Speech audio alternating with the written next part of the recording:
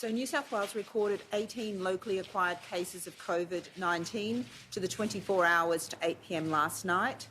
16 of the locally acquired cases are linked to a known case or cluster, and of these, 9 are household contacts of previously confirmed cases. 11 were in isolation for their entire infectious period.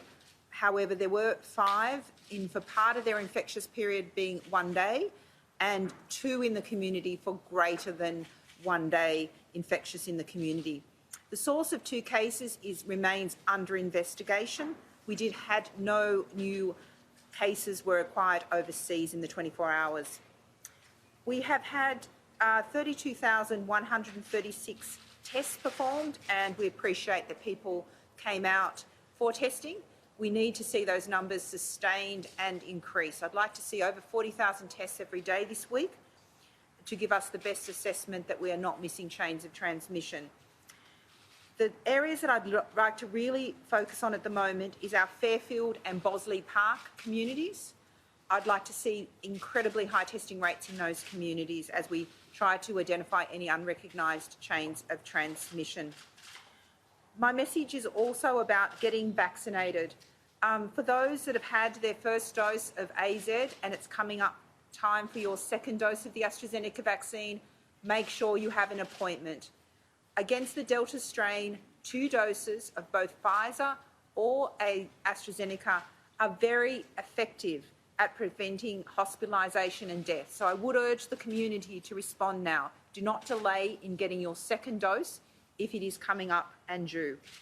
In relation to venues of concern, the Bossley Park Club Marconi at 121-133 Prairie Vale Road on Friday the 25th of June from 2 p.m. to 8:30 p.m. and Saturday the 26th of June from 10 a.m. to 6 p.m. So the advice has been updated for this venue. Anyone who attended the venue at the times I've just described is a close contact, must immediately get tested and isolate for 14 days, regardless of the result, unless they've already been contacted by New South Wales Health. It is also essential that if you are a close contact, please keep your household inside until we've confirmed that you're negative. We want to break those, get ahead of any chains of transmission that might have been established. In terms of the severity of the COVID, it is important to note that we've had currently have 26 COVID patients that have been admitted to hospital. Of these patients, 6 are in ICU, 2 whom are ventilated. The ages of those in ICU is 1 in their early 50s, 1 in their early 60s, 3 in their 70s and 1 in their 80s.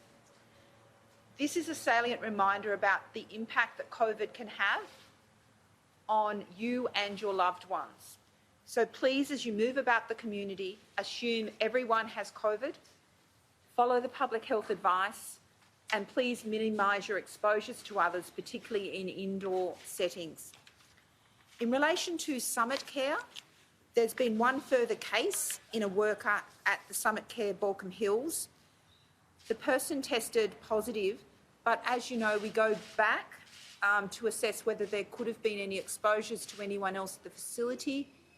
Pleasingly, there were no further resident exposures from that diagnosis, but there were a small number of additional staff contacts identified, and action has been taken to identify those staff and put those staff members into isolation.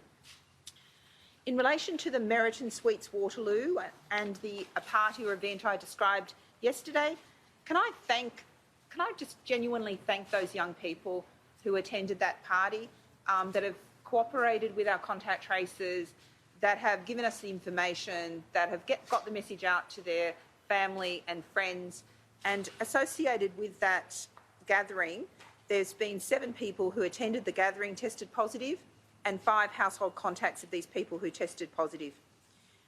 There was clearly a lot of testing around the Meriton Suites Waterloo, and I thank everyone for their patience as we work through that information of those testing results and some retesting that occurred. There will be a meeting around midday to consider all those results, and it's likely that additional updated advice will be given in relation to the Meriton suites. But at the moment, I'm not aware that we've had any evidence of transmission beyond that party group, but that will be a matter for those results coming in as we speak, and updated advice will be provided once we've had the opportunity of reviewing all of those results.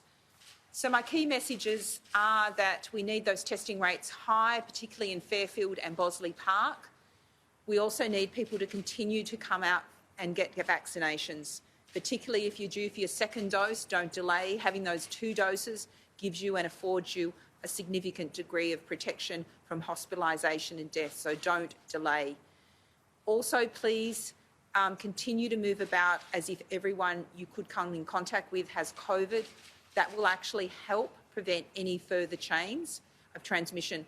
Also, we are putting up some historical venues.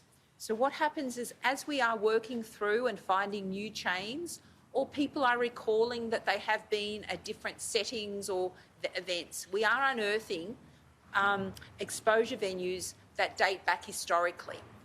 So again, it may have been that you think you've only been in-house and you've checked the website a week ago, and because you haven't been moving about, I don't need to check it again. What I'm urging you to do is please refresh yourself, go to that website, look at the venues of concern, because there are a number of historical venues and some important public health advice in relation to those venues.